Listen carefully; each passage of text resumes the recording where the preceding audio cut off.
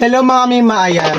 Sa bidyong ito ay magluluto na naman tayo ng tuway yung tawag sa amin dito mga mima. Ayan o, diba? I-adobo ko lang to siya mga mima. Dahil wala na akong ibang alam na luto. Dito wala tayong pang sahog. Purong tuway kasi. Nakakaano naman pag laga lang siya. Kaya ang gagawin ko dito ay aadobuhin. Diba? Hugasan ko lang to siya mga mima. Hindi ko na siya lalagayin ko na muna siya. At hindi ko siya, wala akong pangbiak na kutsilyo. Ang sakit kasi sa kamay pag yung itak talaga, yung pangtabas na itak yung pangbiak dyan. Kaya naisip ko ba para mabilisan na gawain, trabaho, isasalang ko na to sa apoy. Lalagayin ko na muna para mamaya magsigbukaan sila. Ayan, diba?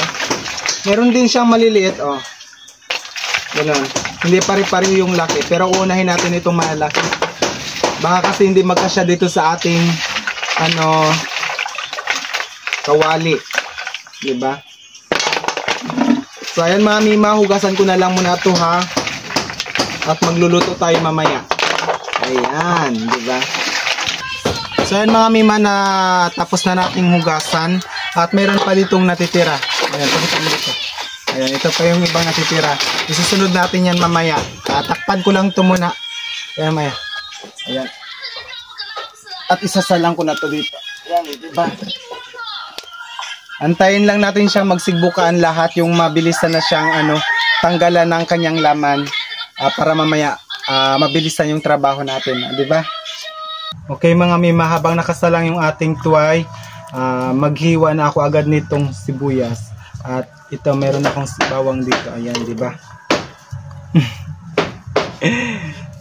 Yung panghiwa ko mga mima, wag nyo na yung pansinin. Hayaan nyo na lang talaga yung aming itak. Diba? Ang importante, mahiwa to.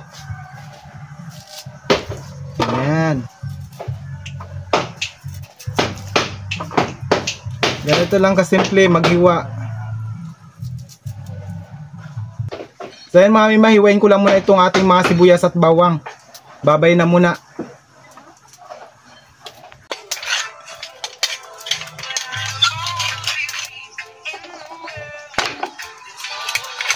Sige na, tara yun.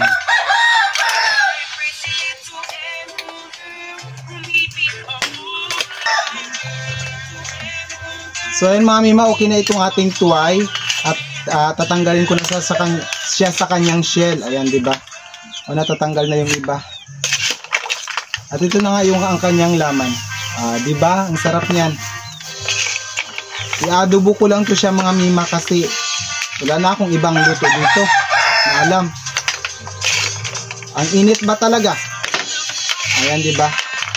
Sa mga nakakaalam ng na to, shell, ano yung masarap na luto dito mga mima? Mag-comment kayo dyan. Turuan nyo akong magluto. Ay.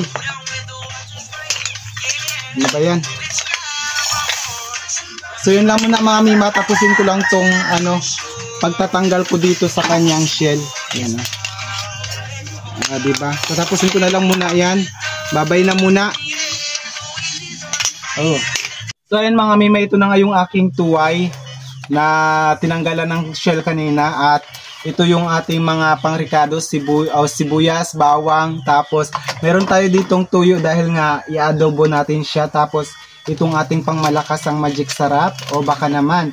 Tapos itong ating mantika, ayan. O diba? Nakasalang na yung aking kawali. Ang sabi doon sa comment, papainitin mo na daw yung kawali bago lagyan ng mantika. So ayan, pinainit ko na agad. Tapos, dahil nga mainit na, lalagyan na natin itong mantika, nakakarampot. Ayan, diba? Oh, ganun lang yan. At dahil nga mainit na yung ating mantika, ilalagay ko na itong ating bawang. Bawang muna. Ay, pagsabayin ko na lahat. Sibuyas, bawang. Diba? So yan mga mima, okay na to at ilalagay ko na itong aming tuway. Ating tuway na. Ayan. Oh. Halo-halo natin.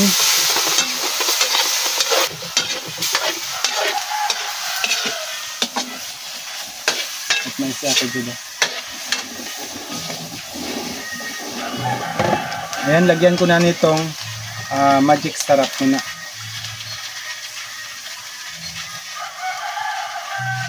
Diretso na natin yan sa lagayan. Tapos itong ating toyo.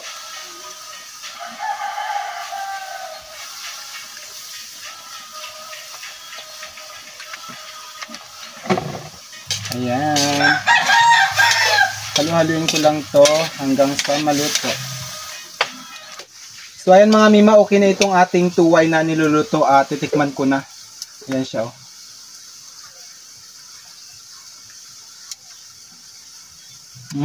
Sarap. Inadobong tuway. Ayan, di ba oh? So yun lang mga mima, hanggang dito lang ang aking mini vlog. At sa ulit, ako po'y patuloy na nagpapasalamat sa inyong walang sawang panonood, pagsuporta, pag-share, pagko-comment sa akin. Mga mima,